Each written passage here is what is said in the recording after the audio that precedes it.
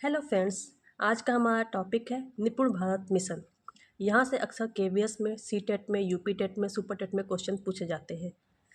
सबसे पहले हम जानेंगे पहली राष्ट्रीय शिक्षा नीति कब आई। तो पहली राष्ट्रीय शिक्षा नीति 1968 में दौलत सिंह कोठारी आयोग की समीक्षा में आई थी। इसके बाद दूसरी राष्ट्रीय शिक्षा नीति 1986 में कस्तूरीरंगन की अध्यक्षता में आई।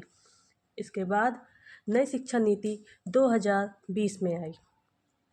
NEP 2020 के अंतर्गत शिक्षा मंत्रालय ने 5 जुलाई 2021 को निपुण भारत मिशन की शुरुआत की। निपुण भारत मिशन 5 जुलाई 2021 को आया। NEP 2020 के बेहतर कार्यान्वयन और शिक्षा के क्षेत्र में बेहतर विकास के लिए निपुण भारत मिशन की शुरुआत की गई। अब बात करते हैं निपुण भारत मिशन की फुल फॉर्म की। तो निपुण का फुल फॉर्म है national initiative for proficiency in reading with understanding and numeracy. इसी का हिंदी रूप है संख्यात्मक ज्ञान के साथ पठन में निपुणता के लिए राष्ट्रीय पहल। इसकी शुरुआत पूर्व शिक्षा मंत्री रमेश पोखरियाल निशंक जी ने की थी। निपुण भारत मिशन के अंतर्गत FLN मिशन की शुरुआत की गई। FLN का फुल फॉर्म है फाउंडेशनल लिटरेसी एंड न्यूमरेसी। इसका हिंदी रूपांतरण है बुनियादी साक्षरता और संख्या ज्ञान। निपुण भारत मिशन देश के सभी राज्यों और केंद्र शासित प्रदेश में लागू किया गया। अब बात करते हैं निपुण भारत मिशन के उद्देश्य की। तो मुख्य रूप से 3 से 9 वर्ष की आयु के बच्चों के लिए जो बाल वाटिका से कक्षा 3 तक पढ़ते हैं, बुनियादी साक्षरता और संख्या ज्ञान हासिल करना। तो अगर हमसे पूछा जाएगा कि निपुण भारत मिशन में किस वर्ग के, किस उम्र के बच्चे आते हैं, तो वो है 3 से 9 वर्ष के, जो बाल वाटिका में होते हैं और कहाँ तक, कक्षा 3 तक। बुनियादी साक्षरता और संख्या ज्ञान का तात्पर्य बच्चे समझ के साथ पढ़ें और जोड़ घटाव जैसी सरल गणितीय समस्याओं को हल कर सके। अर्थात निपुण भारत मिशन का मुख्य उद्देश्य यह है कि बाल वाटिका से कक्षा 3 तक बच्चे इतना ज्ञान उन्हें हो जाए कि वो समझ के साथ पढ़ सकें और साथ ही उन्हें संख्याओं का बेसिक नॉलेज हो सके। इसका लक्ष्य 2026-27 तक रखा गया है। अर्थात निपुण भारत मिशन का लक्ष्य यह है कि 2026-27 के सत्र के अंत के बाद हमारे देश में जो भी कक्षा 3 से बच्चे आगे जा रहे हैं, उनके पास बुनियादी साक्षरता हो और वो जो संख्या का ज्ञान है, बेसिक ज्ञान है, वो उनके पास हो। अब बात करते हैं निपुण भारत मिशन के क्रियान्वयन की। समग्र शिक्षा अभियान के तहत इसे 5 स्तरीय तंत्र के माध्यम से लागू किया गया। इसके 5 स्तर हैं: राष्ट्रीय स्तर, राज्य स्तर, जिला स्तर, ब्लॉक स्तर और स्कूल स्तर।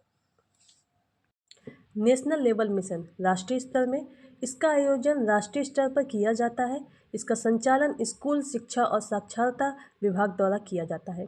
इसके अंतर्गत बच्चों को learning gaps assessment, learning strategy documents बनाना, लर्निंग मैट्रिक्स तैयार करना जैसे कार्य किए जाते हैं। इसके बाद आता है राज्य स्तर, जिसका आयोजन राज्य स्तर पर होता है और संचालन स्कूल शिक्षा विभाग द्वारा किया जाता है।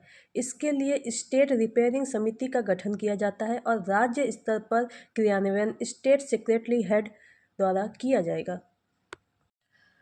डिस्ट्रिक्ट लेवल मिशन जिला स्तर, आयोजन इसका जिला स्तर पर होता है और संचालन करते हैं डेप्यूटी मजिस्ट्रेट और डेप्यूटी कमिश्नर। जिला स्तर पर इस योजना को तैयार करने के लिए जिला शिक्षा अधिकारी, जिला स्वास्थ्य अधिकारी आदि सदस्य बनाए जाते हैं। इसके बाद आता है ब्लॉक लेवल मिशन। इसका आयोजन ब्लॉक स्तर पर किया जाता है और संचालन education officer and block resource person द्वारा किया जाता है। इसके बाद आता है स्कूल लेवल मिशन। इसका आयोजन स्कूल और समुदाय स्तर पर किया जाता है। देश भर में शिक्षा अभियान से संबंधित जागरूकता लाने का कार्य इसके माध्यम से किया जाएगा।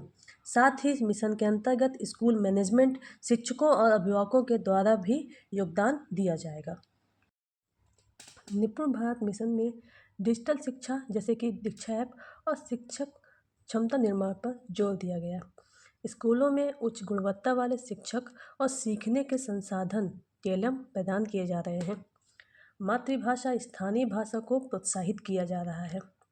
अभिभावक शिक्षक संगोष्ठी PTM और स्कूल प्रबंधन समिति SMC के माध्यम से माता पिता को भी इस प्रक्रिया में शामिल किया जा रहा है।